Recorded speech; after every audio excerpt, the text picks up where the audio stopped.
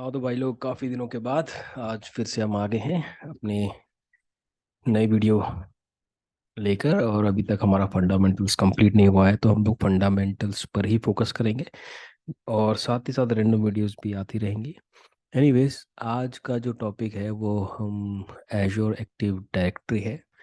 और as per syllabus ये होने वाला है describe Azure identity, access and security. एक बहुत बड़ा मॉड्यूल है जिसके अंदर बहुत सारे सब मॉड्यूल्स हैं। और हम देखें तो हमको ये सब मिल के डिस्क्राइब करना है, समझना है फंडामेंटल लेवल पर, जिसके अंदर आएगा describe AD services, authentication methods, external identities, conditional access, R back, zero trust, defence in depth, MS defender.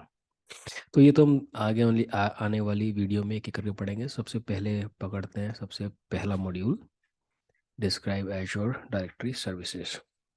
तो ये हमने कुछ पॉइंट ले लिए हैं ताकि हम इसको समझ सकें। तो क्या है एजोर डायरेक्टरी सर्विस? नाम से ही पता चल रहा है कि ये एक डायरेक्टरी सर्विस है। और इसको हम चाहे तो आप चाहो तो इसको रिलेट कर सकते हो एक्टिव डायरेक्टरी, जो हमारे ऑन प्रेमिसेस पे हुआ करती थी, विंडोज एक्टिव डायरेक्टरी। तो हालांकि दोनों डिफरेंट एंटिटीज हैं ऑल टुगेदर, कुछ सर्विसेज ओवरलैप हो सकती हैं। तो ये एजोर की एक्टिव डायरेक्टरी है।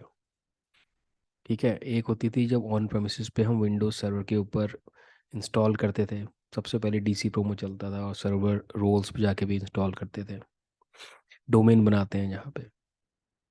और एजोर हमको बाय डिफ़ॉल्ट एक सर्विस देता है, उसको कहते हैं हम एजोर एक्टिव डायरेक्टरी। ये वो सर्विस है।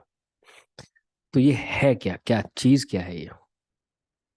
डायरेक्टरी सर्विस तो ठीक है, नाम है, बट ये करती क्या है? वेल, ये cloud based identity and access management करती है। मतलब कि आपने आपने गए आपने एजोर खरीद लिया, एक टेनेंट खरीद लिया, उस पर सब्सक्रिप्शन में आप कुछ भी बनाने जाओगे तो क्या आपके पास वो परमिशन है? उससे भी पहले क्या आप उस पर लॉगिन कर भी सकते हो? कौन डिसाइड करेगा कि मतलब आपके जो क्रेडेंशियल्स हैं वो सही हैं गलत हैं, और क्रेडेंशियल्स आए कहाँ से? तो ये है identity and access management service. ठीक है, तो ये समझ में आ गया, एक्सप्लेन कर दिया हमने क्या है। What is Azure directory service? It's an cloud based identity and access management service. और जब भी हम एक टेनेंट बनाते हैं उसके साथ हमको बाय डिफ़ॉल्ट एक एक्टिव डायरेक्टरी मिलती है। वो होती है हमारी डिफ़ॉल्ट डायरेक्टरी। और और अगर मैं आपको दिखाऊं तो मेरा एशो पोर्टल कहाँ है, ये रहा। हम यहाँ पे सिंपल देख सकते हैं, जैसे अपन यहाँ गए, एक्टिव डायरेक्टरी, यहाँ क्लिक किया, ये हमारी डिफ़ॉल्ट डायरेक्टरी है, इस टेनेंट के अंदर है। आप किसी भी ईमेल एड्रेस से जो अपना एजोर लेते हैं तो उसके आगे ऑन microsoft.com लग जाता है। ये आपकी टेनेंट की इन्फॉर्मेशन है, ये आपकी टेनेंट की आईडी हो जाती है। ठीक है, ठीक है। तो जैसे आप एजोर पोर्टल पे साइन इन करेंगे तो आपको एक अपना ईमेल एड्रेस, जिससे भी साइन इन करेंगे उसके आगे ऑन microsoft.com करके माइक्रोसॉफ्ट आपको एक टेनेंट दे देगा। और ये टेनेंट एक एडी से कनेक्टेड होगा, वो एडी आपकी डिफ़ॉल्ट डायरेक्टरी होगी। ठीक है ना? और इस डायरेक्टरी को आपको अपने सब्सक्रिप्शन के साथ ट्रस्ट बनाना पड़ता है। अगर एग्जिस्टिंग है तो आप मूव कर सकते हो सब्सक्रिप्शन एक एडी से दूसरी एडी पे, जो हम आगे देखेंगे। बट अगर हम यहाँ पे जाएं सब्सक्रिप्शन पे, तो आप देख सकते हैं बहुत आराम से। ये देखिए, यहाँ से आप डायरेक्टरी भी चेंज कर सकते हो, ये एक्टिव डायरेक्टरी की ही बात कर रहा है। ठीक है, और ये सब्सक्रिप्शन अभी इस एक्टिव डायरेक्टरी में है, जो हमने देखा इस वाली डायरेक्टरी में, डिफ़ॉल्ट डायरेक्टरी में। इसलिए ही मैं लॉगिन कर पाया, क्योंकि जो मेरे क्रेडेंशियल्स हैं वो इस एक्टिव डायरेक्टरी के अंदर है और ये मेरे को वेरीफाई कर रही है। अगर मैं यूजर्स में जाऊँ तो ये रहा live.com। ठीक है, और इसी तरह मेरे को यहाँ पे यूज़र बनाने होंगे, और जो भी यूज़र इस पोर्टल एक्सेस करेगा उसको एक्टिव डायरेक्टरी वेरीफाई करेगी। तो ये आइडेंटिटी और एंड एक्सेस मैनेजमेंट सर्विस है, बहुत सिंपल साधारण भाषा में। ठीक है, देखते हैं आगे क्या है। कौन यूज़ करता है इसको? अब भाई, इसको कौन यूज़ करता है? ये मैंने अपने मन से नहीं बनाया, ये एमएस डॉक्यूमेंटेशन में ऐसे लिखा हुआ था तो मैं वहाँ से पिक किया हुआ है। थोड़ा फनी है बट यस, कौन यूज़ करेगा? सबसे पहले आईटी एडमिनिस्ट्रेटर्स यूज़ करेंगे, वो सबको परमिशंस असाइन करेंगे, कौन क्या देख सकता है, कौन क्या कर सकता है। एप्लीकेशन डेवलपर्स इसको यूज़ कर सकते हैं।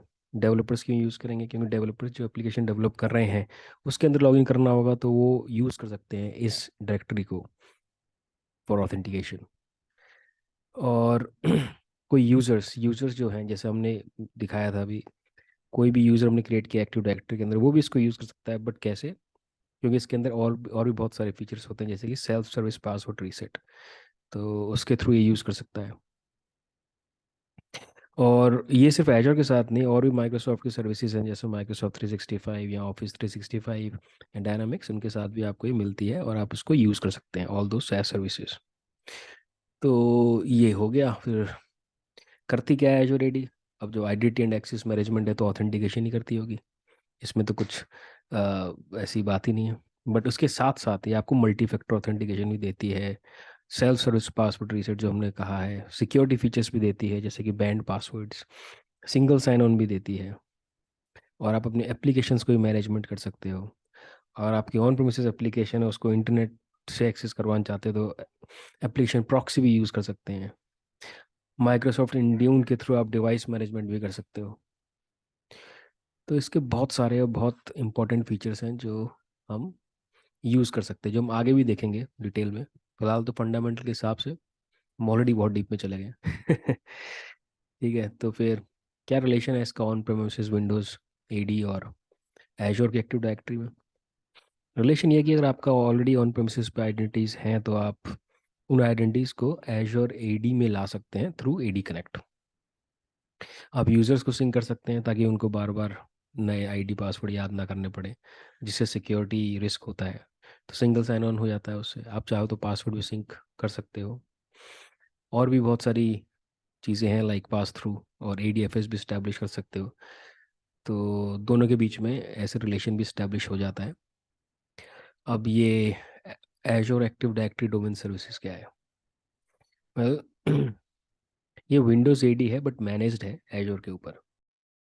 तो मैनेज सर्विस क्या होती है हमने पहले वीडियोस में देख लिया है, ये पैस सर्विस है। इसमें आपको एक्सेस नहीं होती, और लाइक बहुत कम एक्सेस होती है, आपको ऑपरेटिंग सिस्टम की एक्सेस नहीं है। इसमें क्या है कि सब कुछ एजोर ही मैनेज करता है, जस्ट लाइक एनी अदर पैस सर्विस, जैसे कि ऐप सर्विस हो गया।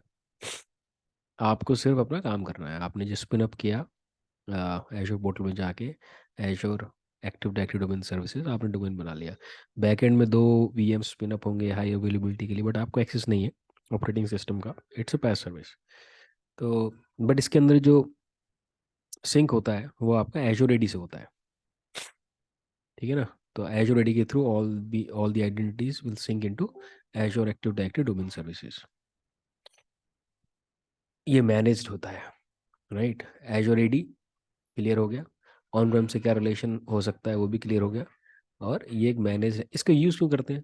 अगर ऐसा कुछ है तो ये ज़्यादातर इसलिए यूज़ होता है कि आपको जैसे माइग्रेट करके एजोर में आ रहा है, और उससे कुछ ऐसे सर्विसेज हैं जिसको लीगेसी ऑथेंटिकेशन चाहिए, तो आपको पूरा एक्टिव डायरेक्टरी बिल्ड करने की आवश्यकता नहीं है। आप सिंपल सा ही मैनेज सर्विस उठाएं और उसको यूज़ कर लें।